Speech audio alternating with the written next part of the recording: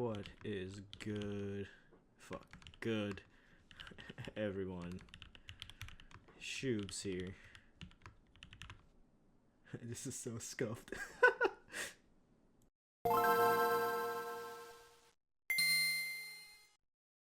What is good, everyone? Ashkeebs here.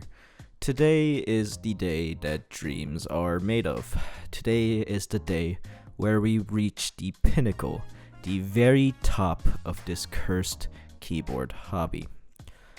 I have finally gotten my hands on my very own TGR. TGR standing for the greatest rectangle. I'm just kidding.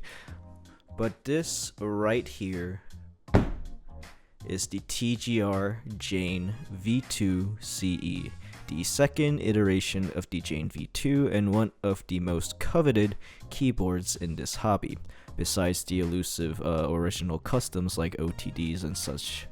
Now, I'm not going to go in detail behind the full lore of this keyboard and the TGR name, since I'll be frank, most of you watching couldn't give two shits about it, and also it'd be very long.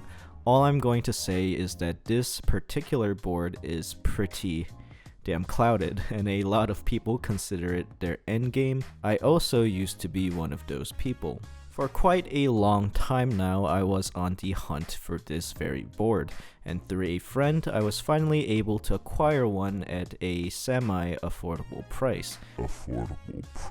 Okay, I'm coping, but I paid way less than the current market price for this board, which is hovering around $4,000 on Mech Market.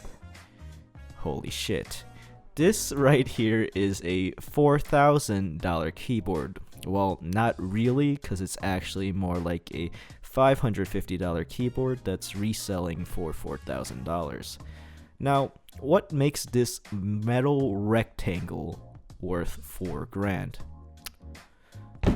Absolutely nothing. No keyboard ever is worth the aftermarket value at a performance standpoint, this included. The value of this board is purely driven off hype and clout, and like any other rare and elusive things such as sneakers or stamps or CSGO skins, this board derives the asking price on the aftermarket from people that deem this level of clout to be worth it, in which case I guess is worth $4,000. Man, we all have a couple of screws loose, don't we? Well, although I am saying all this, I'm not calling anyone out, because you know, I bought this board. I paid way less than the market, but this is probably the second most expensive keyboard that I've ever purchased. The most expensive keyboard I've ever purchased. I'll make a video on that later, but that was a very bad purchase. Because people with IQ deficiencies like myself want to see what a $4,000 keyboard on the aftermarket is going to be really like. And financial ruin is not going to stop me.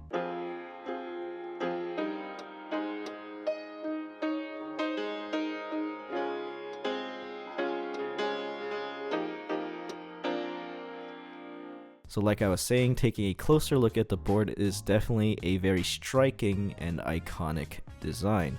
It's got that famous multicolored Toblerone weight as well as a carbon fiber backplate with a internal brass weight for acoustics.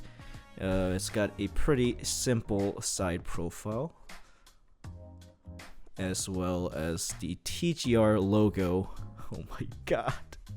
As well as the TGR logo on top of the arrow cluster. However, just building this board is not very entertaining. So I thought, what better way to spice it up than to put Cherry MX Browns in this bitch. Ah yes, the Cherry MX Browns, the best of the best. These have been broken in, lubed meticulously with Tribosys 3204,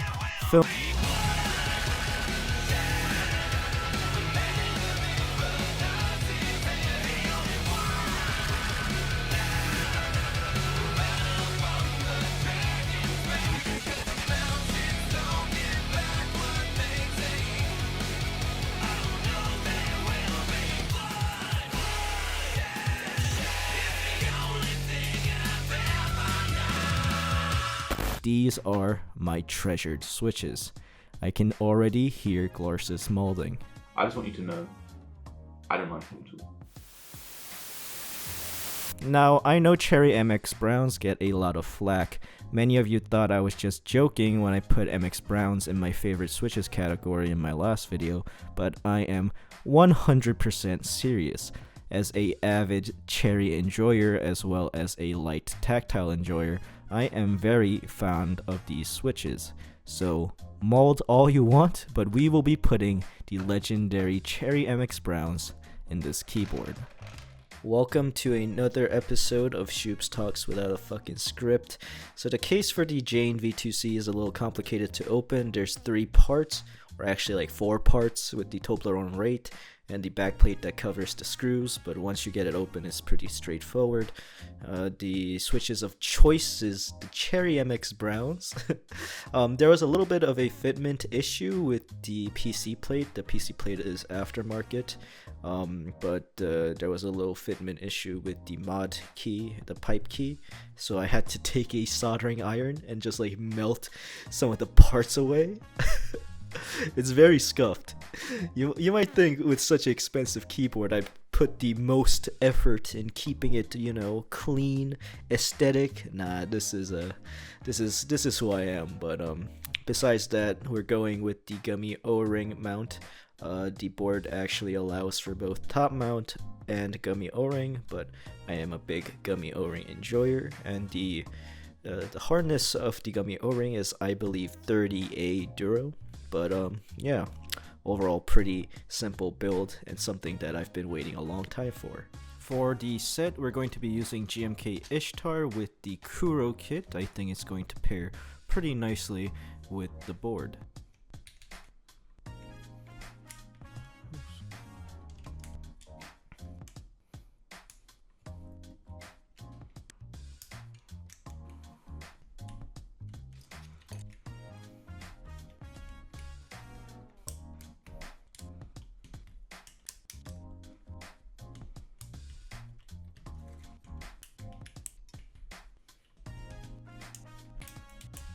Well, here is the board, looking absolutely fucking gorgeous.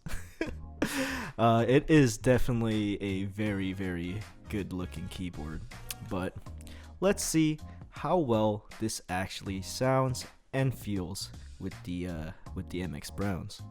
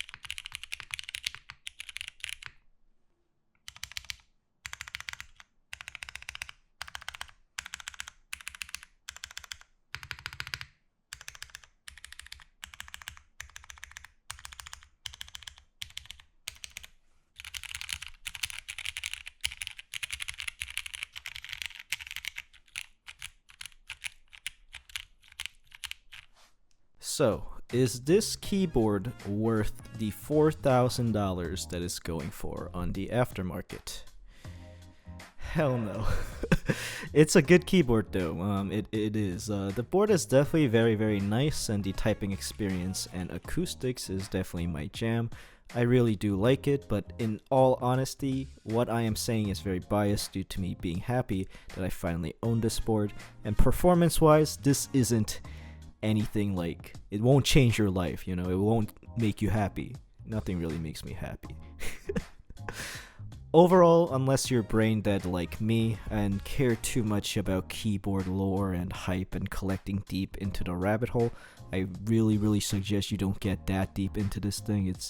It's dangerous, but remember, there is no endgame, only financial ruin. Metal rectangles, no matter how clouded and rare, all do the same thing, although there are better keyboards and whatnot, but at a certain point, there are diminishing returns.